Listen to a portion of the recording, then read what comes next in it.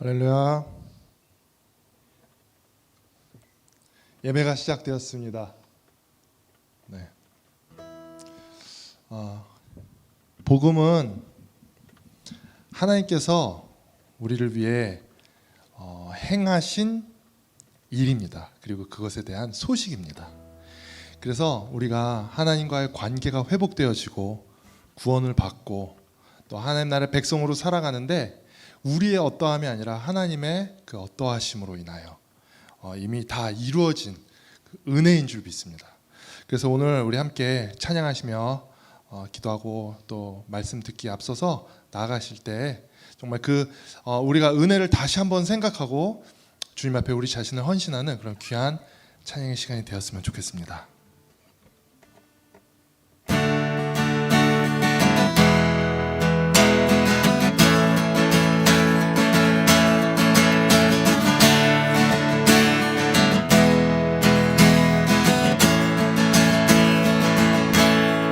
시작됐네 우리 주님의 능력이 나의 삶을 다스리고 새롭게 하네 자유하네 죄와 사망으로부터 나의 삶은 변하구나 충만하네 은혜로다 주의 은혜 한량없는 주의 은혜 은혜로다 주의 은혜 변함없는 진실하신 주의 은혜 시작됐네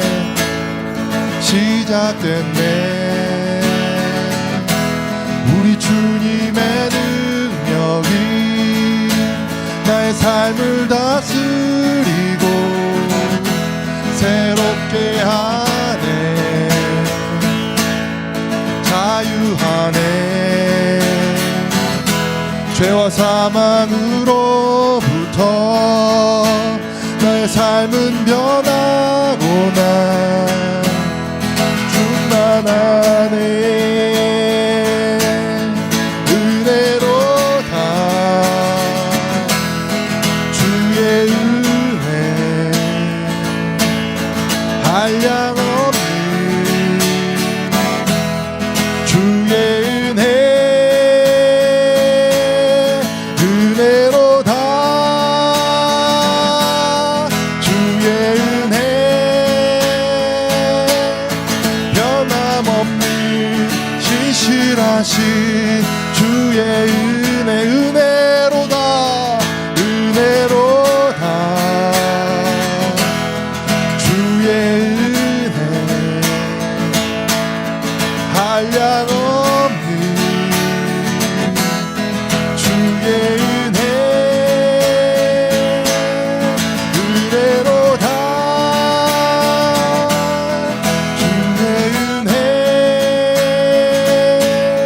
변함없는 신실하신 주의 은혜 은혜로다 은혜로다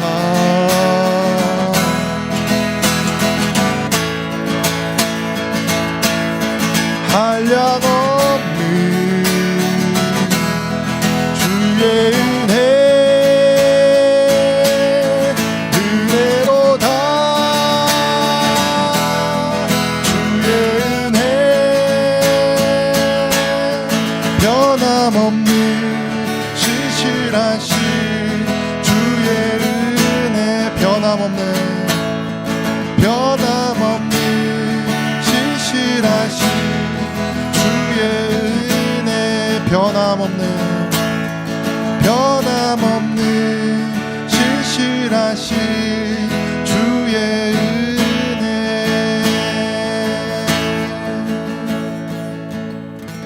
아멘.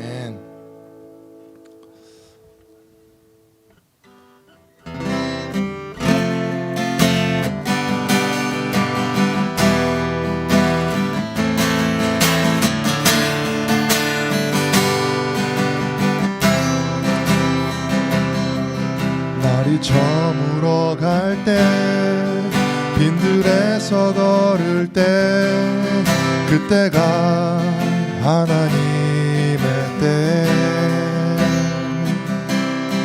내 힘으로는 안 될 때 빈손으로 걸을 때 내가 고백해 여호와 이래. 우리 다시 한번 고백할까요? 날이 저물어 갈 때 날이 저물어 갈 때 빈들에서 걸을 때 그때가 하나님의 때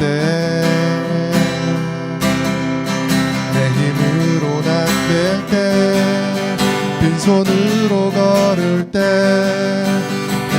고백해 여호와 이래. 주가 일하시네 주가 일하시네 주께 아끼지 않는 자에게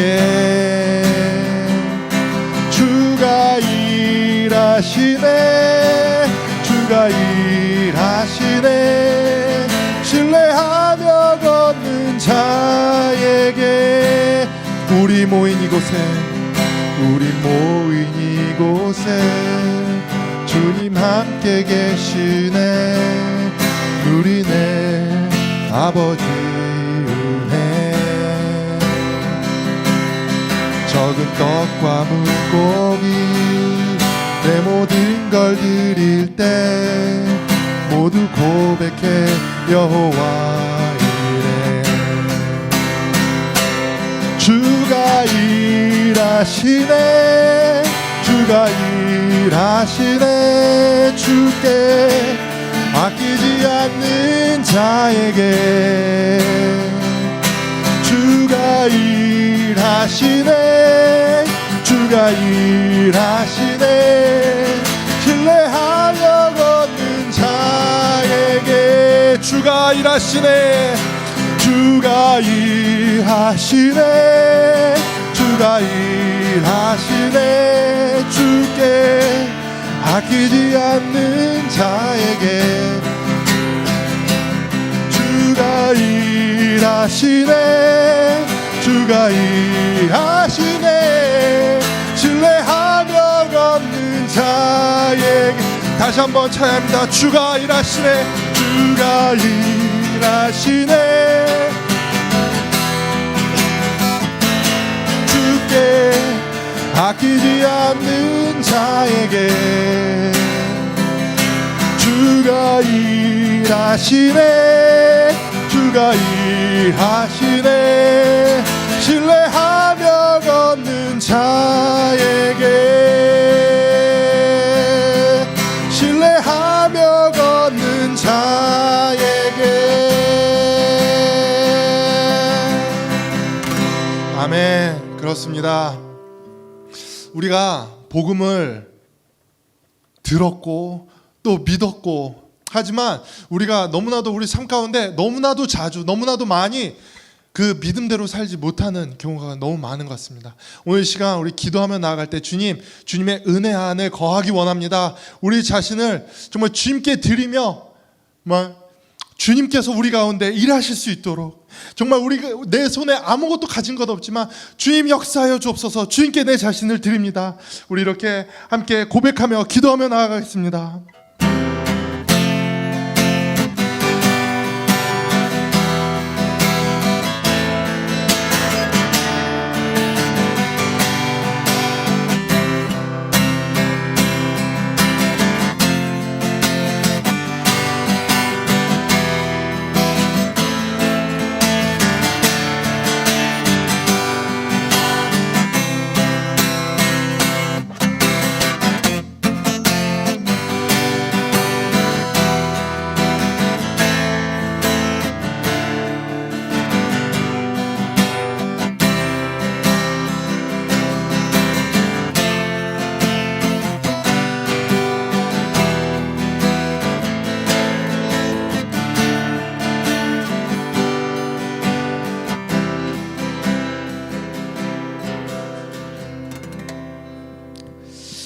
상해 주님, 주님의 말씀을 사모하며 또 하나님 이 새벽에 이 수요일에 주님 앞에 나왔습니다.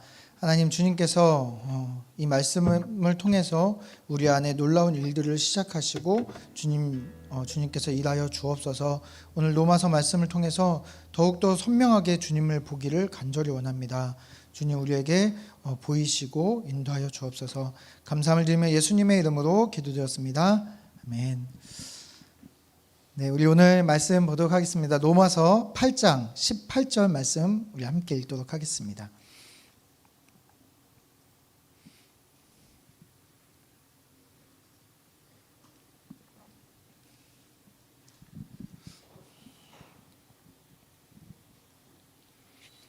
네, 로마서 8장 18절 말씀입니다. 암송하시는 분들도 많이 계실 텐데요. 우리 함께 읽도록 하겠습니다. 다 같이 읽겠습니다.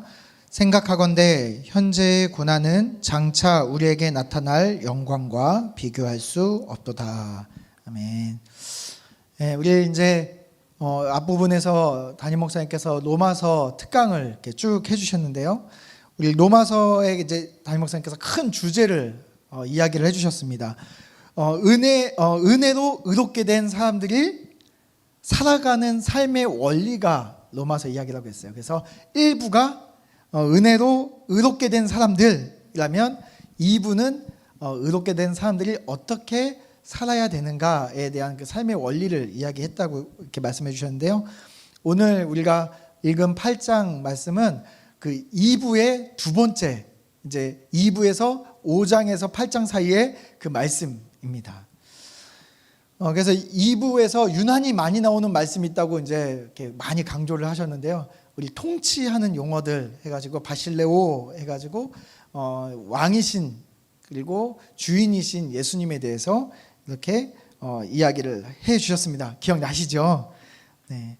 그래서 우리가 이미 이제 구원을 받았어요. 근데 여러분 혹시 그런 경험 있으신가요? 이렇게 구원받으신 분들, 이제 처음 구원받고 나서 그런 고백하시는 분들, 우리 박 전사님은 아마 많이 이렇게 들으셨을 건데, 구원받고 나서 이렇게 간증 들어보면 막 세상이 이렇게 막 어제까지는 이렇게 우중충한 회색빛이었는데 갑자기 너무 아름다운 무지갯빛이 되고, 햇살이 덥기만 했던 이 따사로운 햇살이 그냥 어느 날 예수님 믿고 났더니 나를 반기고 웃어주는 햇님 같고, 저 같은 경우에는 나무가 이렇게 손을 들어주는 듯한, 축복해주는 듯한 느낌을 받았거든요. 사람들마다 그런 경험들이 있잖아요. 그래서 엄청 기대합니다. 와, 세상이 완전 돌변했어. 그동안은 세상이 너무나 우울했는데 이제 세상이 완전 변했어 라고 우리가 기대하지만 정작 조금 있어 보면 어떻게 되나요? 세상은 그대로이고 변한 건 뭐가 변했죠? 내가 변했어요. 실제적으로는 내가 변한 게 아니라 나의 주인이 변한 거죠. 그래서 우리를 통치하시는 주인이 이제는 죄악 가운데 나를 끌고 갔던 사탄이 주인이었다면 이제는 예수 그리스도가 나의 주인인 것으로 변화된 삶을 살게 되는 거에 저희 그리스도인들의 삶입니다. 그래서 우리가 오늘 이제 이 로마서 8장에 보면 그 이야기들을 중심으로 이렇게 이야기가 나오는데요. 20절, 21절 말씀을 우리 한번 읽어보겠습니다. 20절, 21절입니다. 다 같이 읽겠습니다. 피조물이 허무한 데에 굴복하는 것은 자기 뜻이 아니요 오직 굴복하게 하시는 이로 말미암음이라. 그 바라는 것은 피조물도 썩어짐의 종노릇한 데서 해방되어 하나님의 자녀들의 영광의 자유에 이르는 것이니라. 네, 여기 보니까 바라는 것이 달라진 우리들에 대해서 이야기를 하는 말씀입니다. 땅에 살고 있어요, 우리는. 하지만 여전히 땅은 변하지 않지만 주인이 달라지니까 무엇이 달라지냐면 우리가 바라보는 게 달라진 거예요. 바라보는 게. 우리가 바라보는 것, 다시 말하면 우리가 목표하고 있는 것들, 아니면 우리가 소망하는 것들이 완전히 달라진 거죠. 그래서 이전에는 무엇을 바라보고 무엇을 목표로 삼고 무엇을 소망했는가, 그런 것들이 20절에 보면 그 모든 것들이 다 어떤 것들이었냐면 허무한 것들이었어요. 없어질 것들, 영원하지 않은 것들에 우리가 바라보고 목표하고 소망했다면 이제는 완전히 달라져서 영원한 것을 바라보고 영원한 것을 목표하고 영원한 것을 소망하는 존재가 됐다는 게 오늘 우리 말씀이죠. 그래서 이전에 우리가 종노릇 하던 데에서 이제는 어떻게 되냐면 여기 21절에 보면 해방되어 하나님의 자녀들의 영광의 자유에 이르렀다라고 되어 있습니다. 우리는 하나님의 자녀도 어떻게 되냐면 영광의 자유에 도달해 있는 사람들이, 그것을 성취한 사람들이란 이야기죠. 그런데 이것을 지금 그래 우리 그리스도인들이 그걸 성취했습니다라는 이야기가 아니라 우리는 그걸 가졌는데 가지지 못한 자들에 대한 이야기예요. 누가 못 가졌냐면 하나님이 만드신 이 피조 세계는 아직 그것을 가지지 못했습니다. 예수 그리스도로 구원받은 그리스도인들은 이 영광의 자유에 이르렀는데 여전히 죄악의 권세에 있는 이 피조 세상은 아직 거기에 이르지 못했어요. 그래서 그러다 보니까 이 세상이 우리들을 부러워한다라는 이야기죠. 우리 요즘에 왜 이렇게 어지럽죠? 요즘에 제가 아이들을 키우는데 아빠 때도 코로나가 있었어? 아니, 아빠 때도 없었어. 아빠도 이렇게 비가 많이 왔었어? 아니, 아빠도 이렇게 비 많이 오는 건 처음 봐. 우리 요즘에 이렇게 처음 겪는 것들이 많이 일어나잖아요. 왜 이렇게 세상이 왜 이런 일들이 계속해서 일어나고 있죠? 이유는 한 가지입니다. 이 모든 피조 세상은 죄악이 들어오는 순간부터 지금까지 점점 망가져 가는 거예요. 하나님 처음 만드신 세상에서 점점 망가져 가는 거죠. 그러니까 처음이 제일 좋았고 오늘보다 내일이 더 안 좋아질 거예요. 세상은 점점 죄악에 안 좋아질 겁니다. 그러니 세상의 모든 피조물이 그 고통 가운데 울부짖는 거죠. 그러니까 자신들은 이 죄악 때문에 종노릇하면서 여전히 이 죄악된 세상에서 날마다 비명을 지르며 살아가는데 구원받은 우리들의 모습을 보니 이미 우리는 자유해졌거든요. 그러니까 온 피조물들이, 온 우주가 우리를 바라보고 부러워하고 있다는 이야기입니다. 하나님의 모든 피조물이 주인이 바뀌기를 간절히 원하고 있는 거예요. 누구만 빼고요? 사람들만 빼고요. 여전히 안 믿는 사람들은 그것을 원하지 않고 있죠.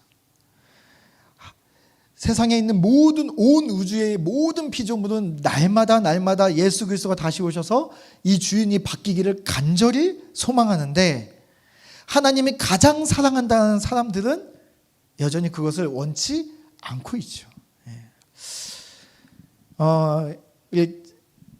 게임 중독에 대한 이야기를 잠깐 해보려고 하는데요. 청소년들이, 아니면 청소년들뿐만 아니죠, 왜 게임에 사람들이 중독될까요? 왜 게임을 그렇게 중독되고 이것을 놓지 못해가지고 계속하게 될까요? 그래서 게임을 만드는 사람들이 무엇을 목적으로 만들고 어떻게 만드는지를 보면 알 수 있는데요. 우리 청소년들 같은 경우에 특히 게임이 문제가 많이 되는 이유가 뭐냐면 청소년들 열심히 공부하면 다음날 딱 시험 보면 성적이 올라 있나요?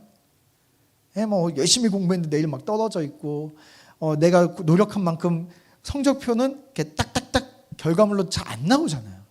그나마 우리 어르신들이 얘기하는 게 공부가 가장 정직하다라고 이야기하는데 공부마저도 우리가 정직하게 딱딱 결과물을 우리한테 안 갖다 주잖아요. 그런데 게임은요 굉장히 정직합니다. 게임은요 내가 시간을 투자하고 돈을 투자하면 나에게 정확하게 레벨이라는 숫자를 탁탁탁탁 올려줘요. 내가 열심히 그냥 앉아서 딱 하고 있으면 탁탁 발전하는 게 보입니다.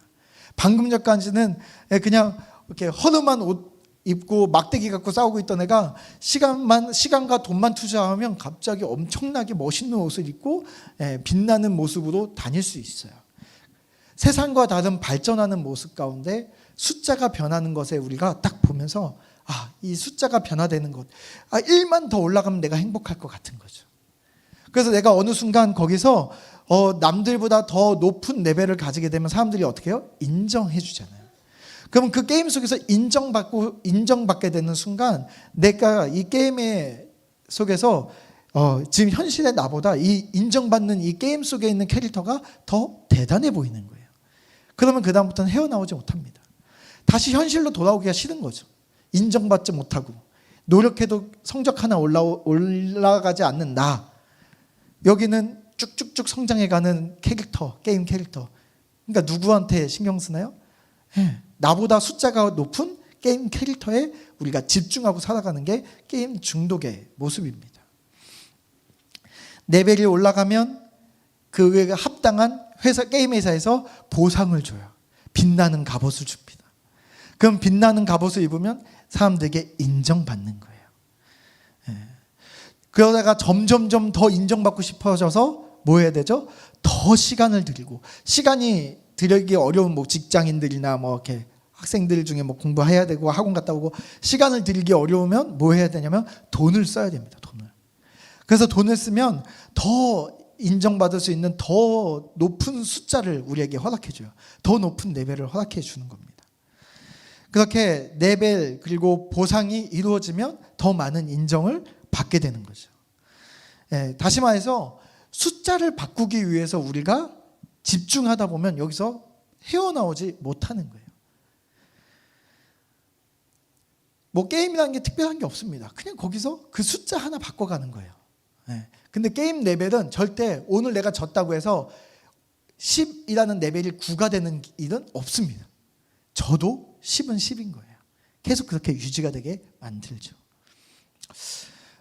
이렇게 게임, 다시 말하면 숫자에 우리는 중독되어 살아가고 있습니다. 그것은 청소년뿐만은 아닙니다. 어른들이라고 이 숫자에 중독되어 있지 않을까요? 우리 어른들도 마찬가지죠. 뭐 주식 숫자가 올라가는 거에 행복하고 떨어지는 거에 불행하죠. 연봉이라는 숫자, 아파트 평수라는 숫자에 우리는 집착합니다. 이것도 저것도 아니고 이렇게 다 그런 거에 매이지 않는 사람들은 보통 뭐에 매이나요? 자녀들 성적을 올리는 게임에 중독돼 있죠. 뭐 목사님들도 마찬가지입니다. 목사님들은 뭐 어떤 숫자 올리는데 집중하죠? 성도 숫자, 헌금 숫자, 이런 데에 빠져 계시는 분들도 있죠. 이런 숫자에 빠져서 숫자가 커져야 발전한 것이고 그래야 내가 행복할 수 있다라는 그런 구조 속에서 살아간다면 우리는 언젠가는 이것이 우리에게 중독되고 우리에게 새로운 주인으로 나타난다는 사실입니다. 그런데 우리가 잘 생각해 보면 우리가 성적이 오를 때만 우리가 발전하나요? 어느 날 열심히 공부했는데 어느 날 조금 이렇게 친구랑 뭐 이렇게 PC방 갔다 와가지고 좀 시험 기간에 조금 느슨하게 공부했더니 성적이 뚝 떨어졌어요. 그리고 나서 너무 우울하고 고민하고 엄마한테 혼나고 선생님한테 혼나고 막 방에서 혼자서 막 화내고 막 이러면서 어떤 생각하나요? 아, 내가 너무 방심했어. 내가 너무 대충 했어. 이제는 내가 좀 더 꼼꼼히 해봐야지 라고 생각한다면 이 사람이 성적이 떨어졌다고 해서 이 학생이 발전하지 못한 건가요? 아니죠. 더 인생의 중요한 것들을 깨닫는 계기가 되는 거죠. 왜 사람들이 이렇게 숫자에 집착할까요? 그 숫자가 뭐 성적이거나 아니면 아파트 평수거나 연봉이 어떻게 내 통장에 찍히거나 우리는 왜 그 숫자에 집착할까요? 그 숫자가 곧 내 자존감이기 때문입니다. 내가 누구냐? 그러면 숫자로 드러내는 거죠. 내가 누구냐? 그러면 난 연봉 얼마짜리 사람이다. 내가 누구냐? 아파트 몇 평에 사는 사람이다. 어떤 차를 타는 사람이다. 내가 성적이 몇 점이다. 이런 걸로 나를 드러내는 거죠. 그러나 우리 그리스도인들에게는 더 이상 이 숫자가 나의 자존감이 아닌 사람들이죠. 우리의 자존감은 무엇인가요? 우리는 예수 그리스도가 나의 자존감인 사람들입니다. 그래서 우리는 매번 얘기하잖아요. 예수님 짤이다.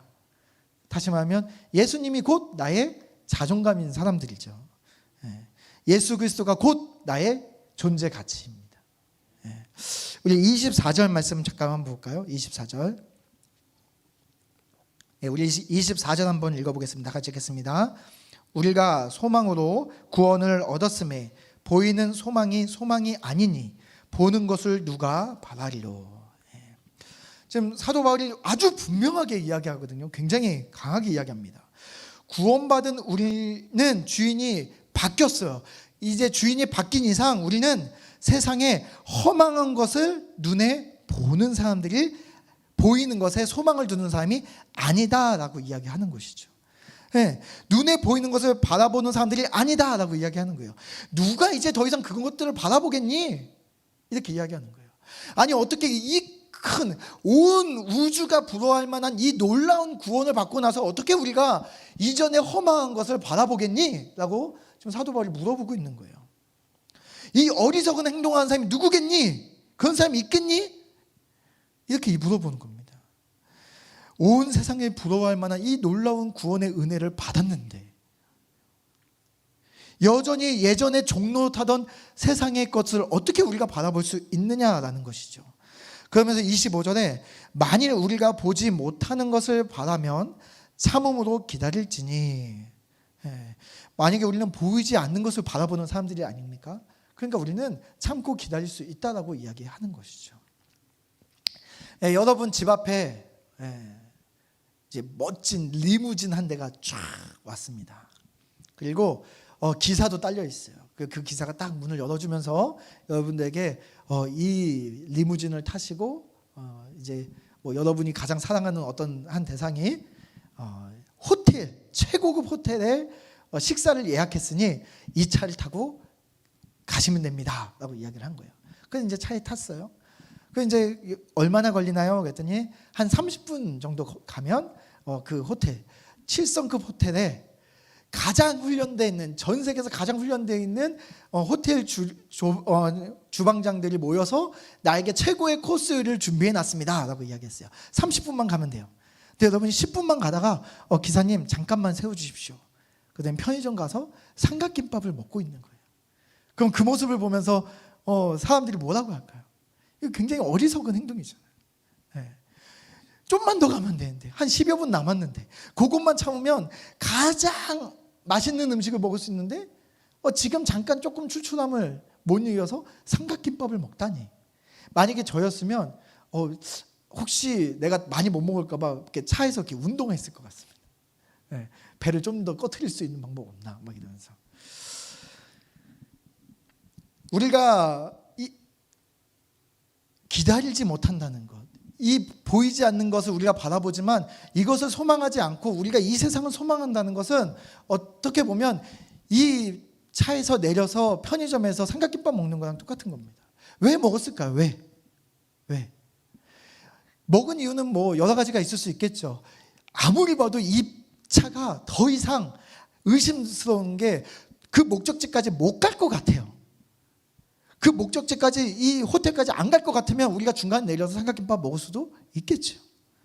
아니면 그 호텔 주방장이 편의점에서 파는 백종원 삼각김밥보다 맛이 없을 것 같은 믿음이 생기면 우리가 중간에 내려서 백종원 삼각김밥을 먹을 수도 있겠죠.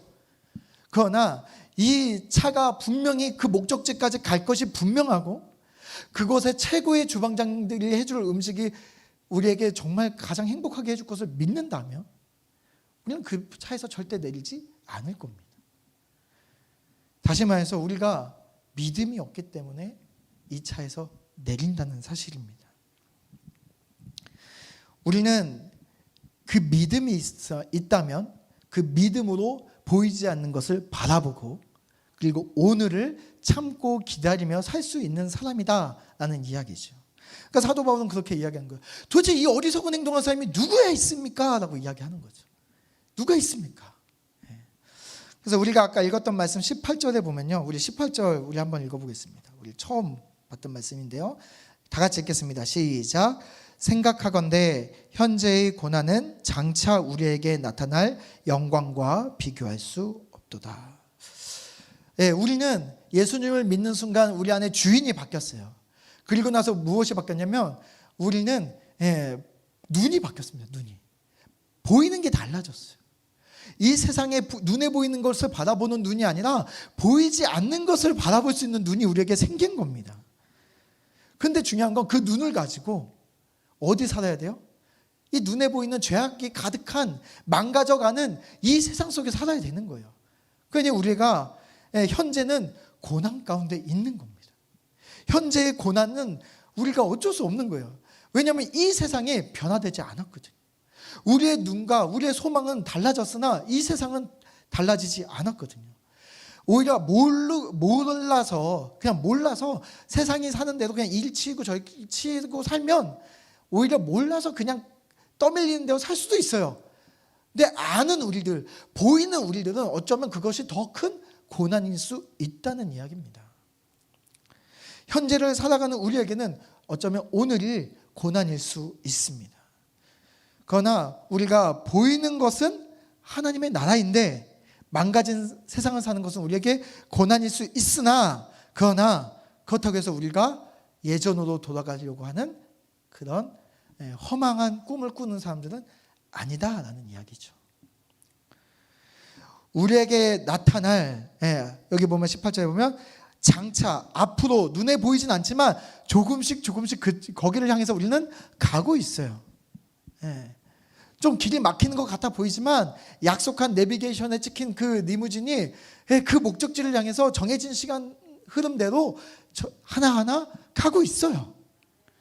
그래서 앞으로의 영광은 세상의 그 어떤 허망한 것조차 비교하고 싶어도 비교가 안 된다는 이야기입니다. 비교하고 싶은데 비교가 안 돼요. 그래서 아무리 이전 거로 돌아가려고 돌이켜봐도 비교되는 게 없으니 돌아갈 이유가 우리에게 없다라는 이야기입니다. 우리가 오늘 말씀을 우리가 지금 이제 마무리하려고 하는데, 오늘 말씀에 놓고 우리가 다시 한번 생각해 볼 필요가 있습니다. 지금은 보이지 않지만 우리에게 약속된 장차 우리에게 올 영광, 이것을 우리가 바라보고 소망하고 살아가는 사람들이잖아요. 근데 이것들이 그냥 세상과 비교해서 요거랑 비교했을 때 요게 좋은지 이게 좋은지 이렇게 비교해서 조금 더 좋아가지고 고민하다가 이렇게 갈 만한 그런 것들이 아니잖아요. 지금 우리가 가지고 있는 게 뭐예요? 우리가 소망하는 게 뭐예요? 이 세상 그 어떤 것도 비교할 수도 없는 거예요. 비교할 수도. 어디 이렇게 갖다 놓고 그렇게 대볼 수도 없어요. 너무 커서. 이게 얼마나 큰지 온 세상 피조물 모두가 부러워한다고 했잖아요. 그런 것을 가지고 우리가 어떻게 아파트 평수하고 이렇게 비교해보고, 자동차 배기가스 배기량하고 비교해보고, 우리가 어떻게 자녀 성적 몇 점도 올리는 거하고 비교해볼 수 있냐는 거예요. 비교할 수 없는 거예요. 비교 자체가 안 되는 거예요. 그런데 우리는 어떻게 살죠? 그때 비교하고 살잖아요. 요거와 요게 어떤 게 더 비교가 돼서 오늘은 요거, 오늘은 요거, 오늘은 신앙, 오늘은 세상, 비교하면서 그때 선택을 바꾸면서 살잖아요. 우리가 그렇게 비교하면서 비교할 수 없는 것 가지고 비교하면서 사는 이유가 뭔가요? 그때마다 선택이 왔다 갔다 하는 이유가 뭐예요? 제대로 보질 못하는 거예요. 보는 눈이 지금 잘못되어 있는 거예요. 너무 세상 것에 집중하고 있는 거예요. 그러니 큰 것을 못 보는 거예요. 세상이 중독된 숫자 게임에 우리도 여전히 같이 중독되어서 숫자에 현혹돼서 살아가는 거예요. 남들과 숫자를 비교하면서 사는 거죠. 옆집 철수의 아들의 성적이 숫자가 10점 오르면, 어제까지 내 성적하고 내 아들하고 성적 똑같았던 그 철수가 10점 오르면 그날부터 어떻게 되나요? 우리 집 아들 가만히 못 살죠. 10점 오를 때까지 못 사는 겁니다. 20점 오를 때까지 못 사는 거죠.